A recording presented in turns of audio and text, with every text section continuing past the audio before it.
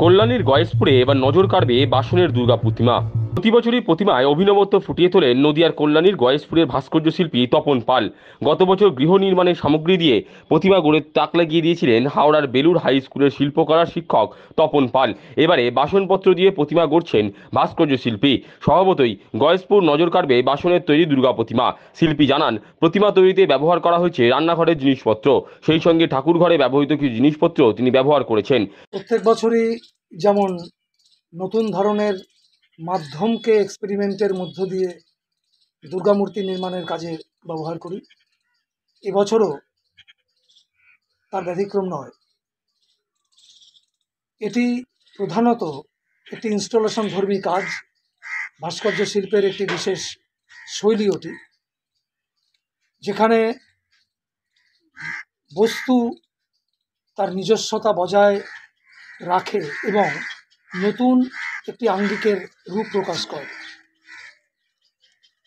তারই ধারা বহন করে এবছরে বাসনের দুর্গা প্রতিমা।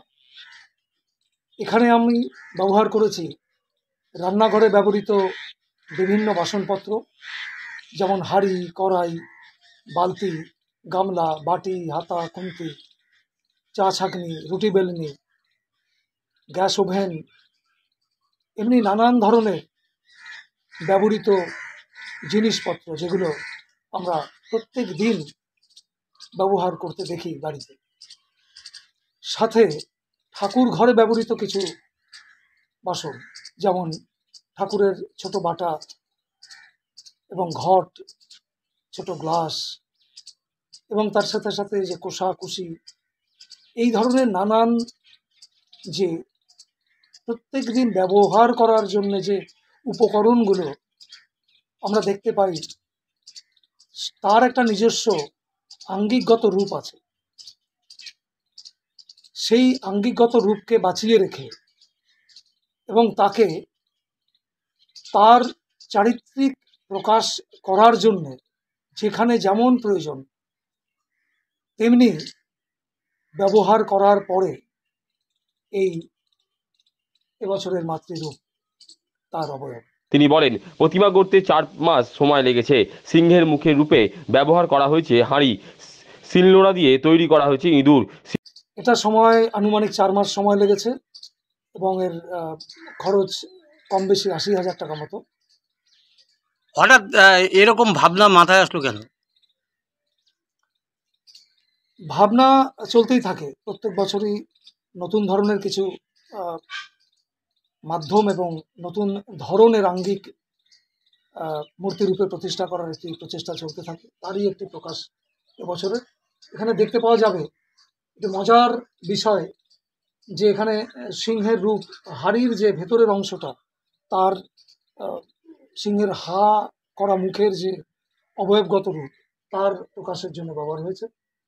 এখানে মহিষাসুরকে বালতিটাকে উল্টো দিক করে বালতির যে হাতল সেটাকে সিংহের ফর্মে রেখে এই ধরনের একটি মজাদার কাজের ভাবনা চিন্তা রেখেই করা হয়েছে। এবং শিলনোড়া, সেটা দিয়ে ইঁদুরের একটি ফর্ম।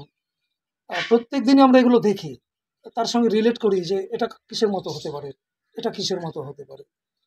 সেই ধরনেরই একটি এক্সপেরিমেন্ট এই পুরো কাজটার মধ্যে আছে। এই প্রতিমার নাম কি দেয়া হলো? বাসনের দুর্গা প্রতিমা। এবং আরেকটা জিনিস মজার রয়েছে, যেটি দেখবেন যে আমরা কথায় কথা বলি না, পেট ফুলে হাড়ির মতো হয়েছে। আপনি দেখুন গণেশের পেটটা সেই হাড়ি দিয়ে তৈরি হয়েছে। এমনি নানান জিনিস আছে যেগুলো মজাও লাগবে এবং শিল্প রূপের ক্ষেত্রে তার একটি বিশেষ বৈশিষ্ট্য বহন করবে। এবং আরেকটি কথা বলে রাখি, শিল্পীর কথায় প্রত্যেক বাড়ির মা দুর্গারূপী, সবার হাতে ব্রহ্মাস্ত্র থাকবে তেমন কোনো ব্যাপার নয়। ঘরোয়া জিনিসপত্র তাদের অস্ত্র, ঘরোয়া সামগ্রীকে ব্রহ্মাস্ত্র ভেবেই তারা প্রতিবাদে সরব হয়েছেন।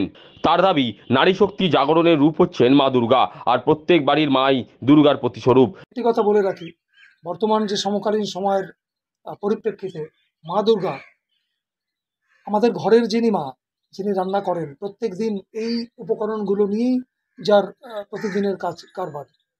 তার হাতে বেলুনি থাকে, তার হাতে সরস্বতী থাকে, তার হাতেই খুন্তি থাকে, তার হাতে বটিদা থাকে। এখানে মা দুর্গা যেন সেই ঘরের মাই, প্রত্যেকটি ঘরের মা, তার মধ্যেই মা দুর্গার একটি রূপ অস্তিত্ব আছে।